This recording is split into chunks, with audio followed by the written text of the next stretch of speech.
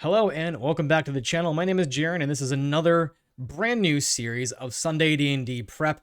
Today I'm very excited. We're beginning a new campaign and this is session 0 today of the Spelljammer Campaign. I'm running the official Adventures Spelljammer Academy followed up by the Light of Xerxes. Though I know that there are some issues with both of those. We're going to have a good time either way.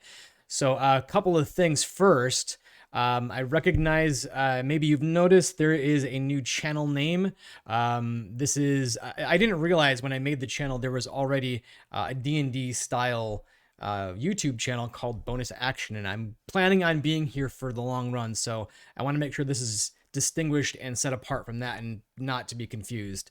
Additionally, I wanted to sort of separate myself from being specifically just Wizards of the Coast D&D in light of all the things that are happening right now.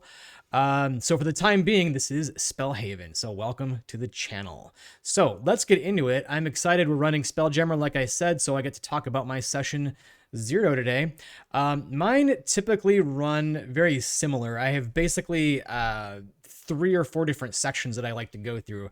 Before I started today, I sat down and made myself a checklist of everything I needed to do. Basically a prep for my prep.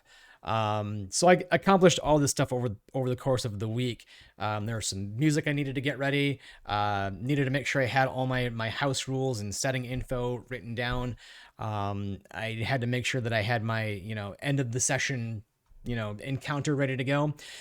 So basically my session zeros kind of follow this format where we talk about the setting information, things that the characters and players would likely know about this setting. What distinguishes it from other campaigns? What sets this apart?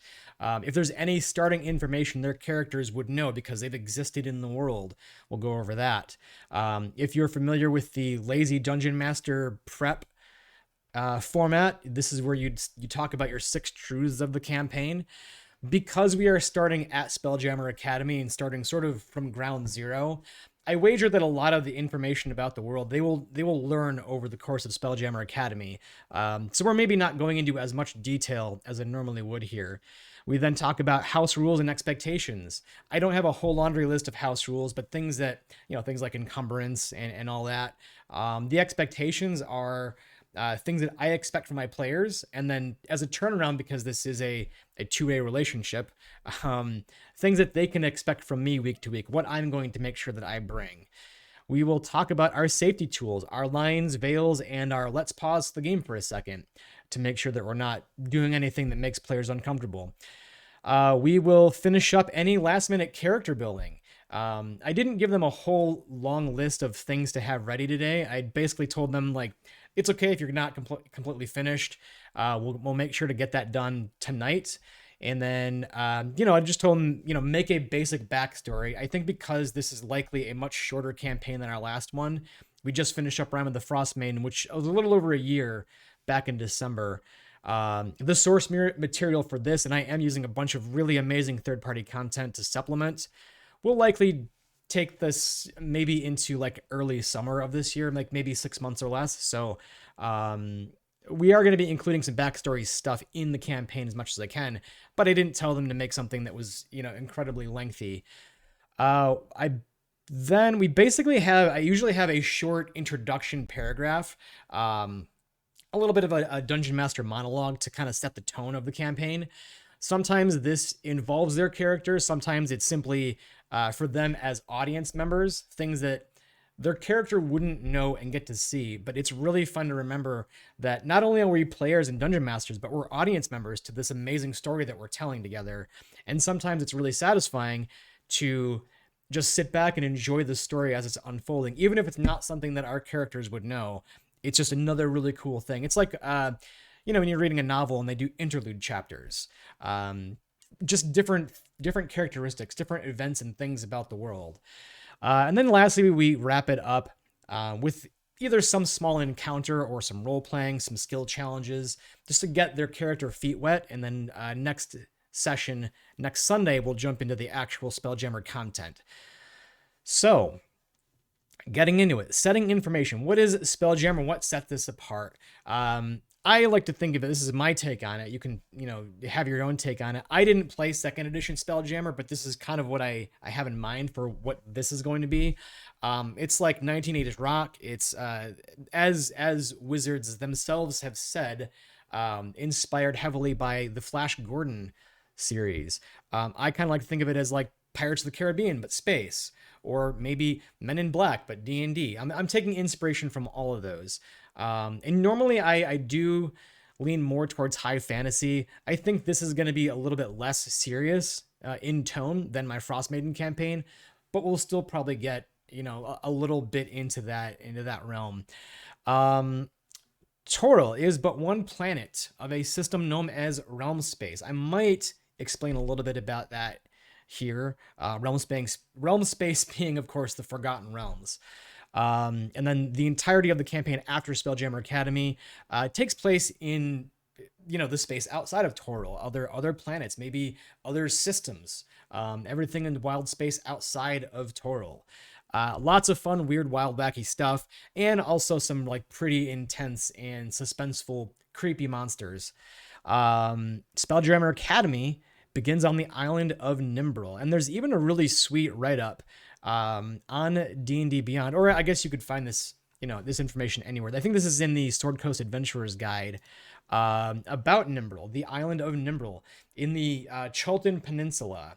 It has this really cool description of it being sort of a mysterious place that, if you're lucky, maybe you've caught a glimpse of it, but it's probably under some heavy illusion magic, which makes it a great place for a band of spacefaring adventurers and trainees. If you're not sure where Nimbrel or the Chultan Peninsula is, like I was, I actually had to look at multiple sources to figure this out. If we take a look at the Forgotten Realms Sword Coast map, this is if you go to the Forgotten Realms Wikipedia and look at the Faerun map. Just for reference, what we're looking at, here's all the places that you're probably familiar with. Waterdeep, and to the north is Tribor. This is where the starter set, the Lost Mines of Phandelver, usually starts in this area. Going further north is Neverwinter and all this stuff that we're probably familiar with. We have to go south, past Waterdeep, past Daggerford, even further south than this. Even further south in Baldur's Gate. And if we keep going, we see this group of islands called the probably butchering this name, the Nilanther Islands. I'm even struggling to pronounce that. We need to scroll out a bit. That's too far zoomed in. Even further southwest than this is the Chultan Peninsula. It's somewhere off the map. And that's where the island of Nimbrel is and where our adventure begins. So that is that. A little bit of the setting info, like I said, beginning on the island of Nimbrel. I started trying to make the 6 truths of the campaign, and I eventually just kind of ran out of ideas. Because, like I said, we're going to be probably getting to know this stuff as we go. The way that I'm running it is that I'm taking this inspiration directly from like the Men in Black series. Spelljammers, the spelljamming folk, the folks that, go into the skies and explore space, mostly are the thing of story and legend to most common folk. They probably just stick to their business, focus on their task, work on the farm, set up their shop, do their business, and go home, and don't ever really look up at the stars and wonder what's out there. It's more of a secretive group of people than it is a well-known thing. Anything that you could say is like people traveling into the skies or exploring the stars, usually just probably passed off as illusion and trickery, or maybe somebody is a little bit not right in the head. For our starting information, I think what I'm doing with Spelljammer Academy is having players just start with real simple gear, and then they'll get their equipment at the academy. I think all their backstories lends it to them having starting equipment, but they also all wrote stories that kind of are easy to intertwine and make sense for them to not have starting gear, which I'll get to kind of later on. So that's the setting. House rules. I don't have a whole lot. I play with basic rules and I play pretty straightforward. We're only using the player's handbook rules, Xanathar's Guide, and the Tasha's Cauldron of Everything, and additionally, Spelljammer Academy, obviously, and the Spelljammer content, obviously. I'm saying no to all the other things unless players ask me first. Basically, I want this to feel different, and you can sort of flavor your campaigns to have a different feeling so you don't have the same repeating classes and choices all the time by restricting what source material you have. And in addition, there's some things that just don't make any sense. That some source material is setting specific, right? Like it wouldn't make sense to have Strixhaven content here or to have Eberron content because we're not playing in those worlds. They have really great options, but we're not really playing in those worlds. So I ask players if they're going to want to choose other things, just let me know first. And if it makes sense, if we can justify it, then cool. But if not, we'll probably just say no to it. I use the optional flanking rule, but I don't use the you get advantage on flanking. We did this in the Frostmaiden campaign and it worked really well where you get flanking, but it's +2 to your attack and not a straight up advantage. That worked really well. Encumbrance is, I'm not keeping track of it unless it gets ridiculous. You don't worry about being encumbered because you carried too many arrows, but you can't carry 6 suits of armor, basic stuff. Additionally, I have this house rule that I'm kind of trying out. It's less of a hard rule, more of a please ask first.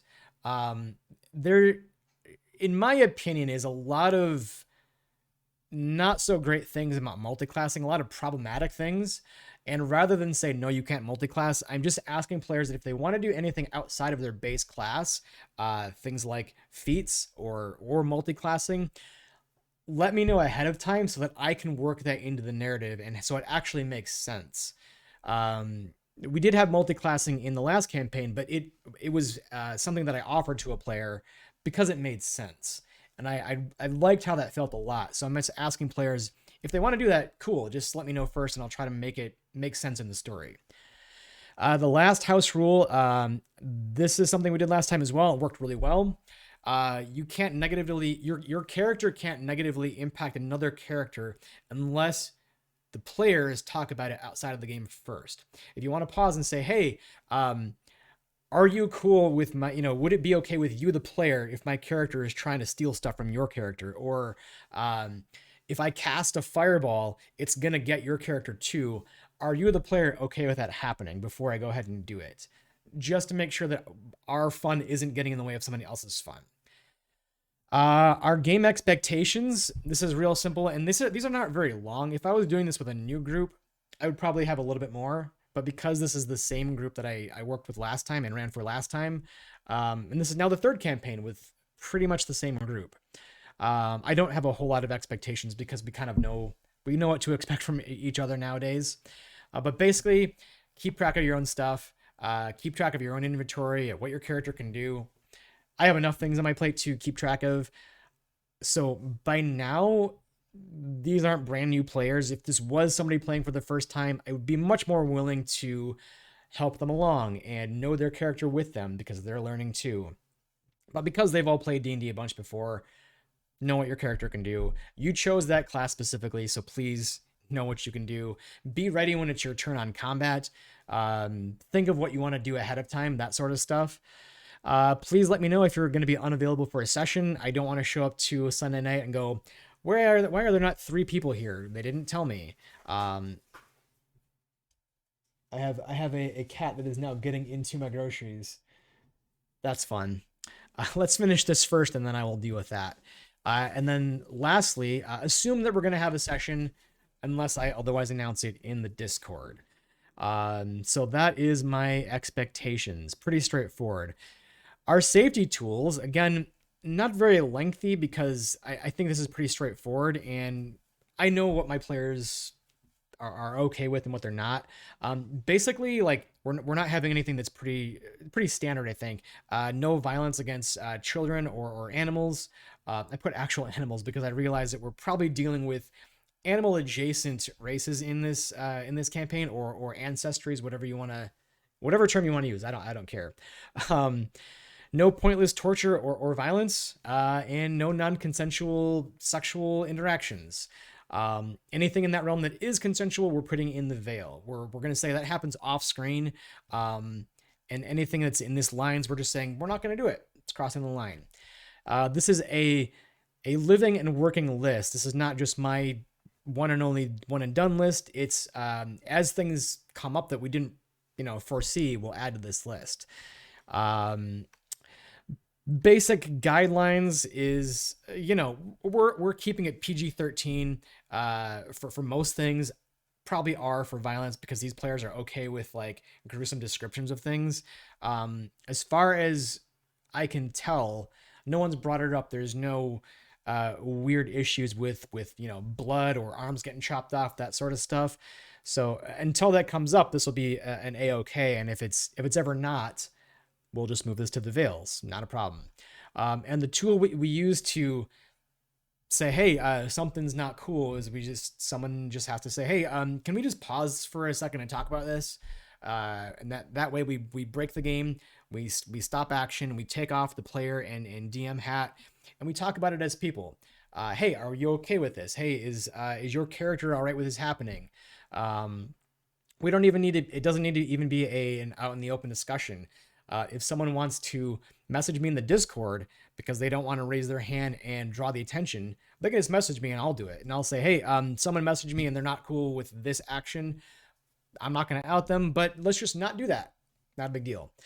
Because I want my players to feel good and to know that they're going to have a good time. And then lastly is our action, our story that kind of ties everything together. So I had everybody message me their backstory, and they all kind of fit reasonably well together. I don't know their names yet, so I'm not going over the characters in detail in this video, but we've got an artificer GIF. We have a peace cleric. I don't remember, or I don't know if he's even told me what ancestry he's playing. I have a Shadar Kai. What is she playing? Monk. And we have a bard. I don't know what ancestry Lane's playing. And they all kind of gave me, I didn't get Lane's backstory, but our monk named Tess, astral drifter background, and had said that there was something, she's been just kind of wandering around trying to figure out her place in the astral sea. There's something happened. She doesn't remember much of anything and just kind of stumbled into Spelljammer Academy. My assignment to the players was, tell me why your character's at Spelljammer Academy. The GIF, the Artificer GIF, his reason for being at Spelljammer Academy was he stumbled into there trying to convince the staff that he's supposed to be a student there. Actually was a bit of a renegade from his clan, and is making his financial means by basically doing these hired robberies. And who else do we have left? Our peace cleric was on a spelljamming ship, crew aboard a spelljamming ship, and there was some accident. The ship crashed. Locals were studying the ship, and it was because of the goodwill of Ilmater that he was spared the pain from that crash, and that's why he became a peace cleric. So all this tying together, I'm saying that the peace cleric, I don't have the name for that character yet, was on a mission to deliver some supplies to Toril. Tess, the Shadar Kai monk, was a secretive stowaway on this ship. The character who is our GIF artificer, there was some miscalculation in the trajectory of this different ship. The two ships crashed and collided, crashing them to the ground. One of the characters was blown off into space and is going to get a brief moment where they meet a character that they'll later find in the Light of Xerxes.